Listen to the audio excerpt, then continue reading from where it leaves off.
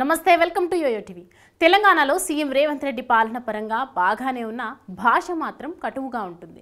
ఇతర విషయాల్లో ఎలా ఉన్నా తమ ప్రభుత్వ మనుగడ గురించి వ్యాఖ్యలు చేస్తున్న అంశంపై మాట్లాడే సమయంలో ఆయన పూర్తిగా కంట్రోల్ తప్పుతున్నారు. మహబూబ్ నగర్లో జరిగిన ప్రజాదీవెన సభలో రేవంత్ రెడ్డి చాలా వరకు నాటుగా ప్రసంగించారు. ప్రభుత్వం జోలికి వస్తే మానవ బాంబులం అవుతామని, పేగులు మెడలో వేసుకొని తిరుగుతామని హెచ్చరించారు. ఇతర విషయాల్లో చాలా పద్ధతిగా కౌంటర్ ఇస్తున్నారు. కానీ ప్రభుత్వంపై కుట్రల విషయం వచ్చేసరికి మాత్రం ఆగడం లేదు.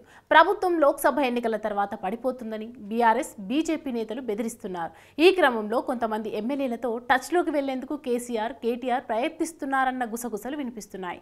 ఈ విషయంపై స్పష్టత రావడంతోనే రేవంత్ ముందస్తు హెచ్చరికలు జారీ చేశారన్న అభిప్రాయం కాంగ్రెస్లో వినిపిస్తోంది.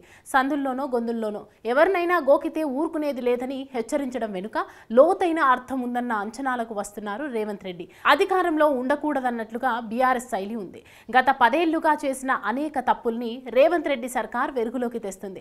తాజాగా అనాధికారికంగా అధికారిక కేంద్రంలో చేసిన ట్యాపింగ్ కుట్రల్ని కూడా బయటకు తీస్తున్నారు. ఈ క్రమంలో బయటకు వచ్చే అంశాలు సంచలనాత్మకంగా ఉంటాయన్న చర్చ ఉంది. ఇక హైదరాబాద్లోని బడా రియల్ ఎస్టేట్ సంస్థల వ్యవహారాలు కూడా అనుమానాస్పదంగా ఉన్నాయి. హెచ్ఎండిఏ మాజీ డైరెక్టర్ అరెస్ట్ తర్వాత అలాంటి సామ్రాజ్యం కనిపిస్తోంది. వీటన్నింటితో ఎలా చూసినా రేవంత్ సర్కార్ ఉండకూడదన్న ఉద్దేశంతోనే గట్టిగా ప్రయత్నిస్తున్నారని, అది తెలిసే రేవంత్ రెడ్డి వార్నింగ్ ఇచ్చారని అంటున్నారు. రేవంత్ వార్నింగ్ ఇచ్చింది కేవలం విపక్షాలకే కాదని, అలాంటి ప్రయత్నాలు చేసే సొంత పార్టీ ఎమ్మెల్యేలకు కూడా అని అర్థం చేసుకోవచ్చు. రేవంత్ రెడ్డి తన ప్రభుత్వాన్ని కాపాడుకోవడానికి ఏమైనా చేస్తానని మాటల ద్వారానే గట్టి సందేశం పంపారని అనుకోవచ్చు.